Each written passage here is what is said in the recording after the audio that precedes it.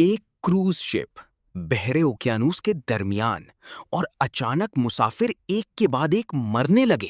وجہ ایک ایسا خطرناک وائرس جو چوہوں سے انسانوں میں پھیلتا ہے۔ ایم وی ہونڈیاس نامی جہاز ارجنٹینا سے روانہ ہوا۔ سفر کے دوران 3 افراد ہلاک ہوئے، ایک برطانوی شہری ICU میں پہنچ گیا اور عملے کے 2 ارکان بھی شدید بیمار ہو گئے۔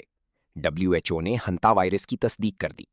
تقریباً 1 ماہ بعد جہاز اسپین کے ٹینیرائف جزیرے پہنچا، مگر جہاز کے گرد 1 ناٹیکل میل کا سیکیورٹی حصار قائم کر دیا گیا۔ 23 ممالک نے مل کر اس بے مثال آپریشن میں حصہ لیا۔ ہنٹا وائرس کیا ہے؟ یہ چوہوں کے سوکھے پیشاب اور فضلے سے ہوا میں شامل ہو کر سانس کے ذریعے انسانوں میں داخل ہوتا ہے۔ اس کی 20 سے زائد اقسام ہیں اور بعض کی اموات کی شرح 38% تک ہے۔ ایک کنیڈین مریض نے بتایا، پہلے بخار، جسم درد، پھر سانس بند ہونے لگی۔ لائف سپورٹ لگانی پڑی۔ وہ کہتے ہیں یہ جہنم تھا، یہ تشدد تھا۔ صحت یابی میں 1.5 سال لگا۔ ہنتا وائرس 2 بیماریاں پیدا کرتا ہے۔ ایک پھیپھڑوں پر حملہ کرتی ہے، موت کی شرح 38%۔ دوسری گردوں کو تباہ کرتی ہے، جس میں اندرونی خون بہنا اور گردوں کی مکمل ناکامی تک ہو سکتی ہے۔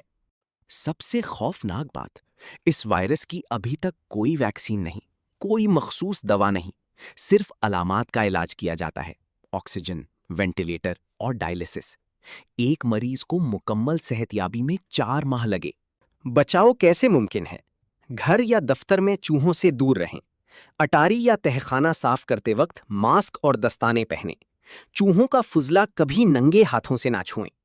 اسپین کی وزیر صحت نے کہا، عام عوام کو خطرہ کم ہے۔ ہنٹا وائرس نایاب ہے لیکن جان لیوا ہے۔ دنیا بھر میں ہر سال 1.5 لاکھ کیسز رپورٹ ہوتے ہیں۔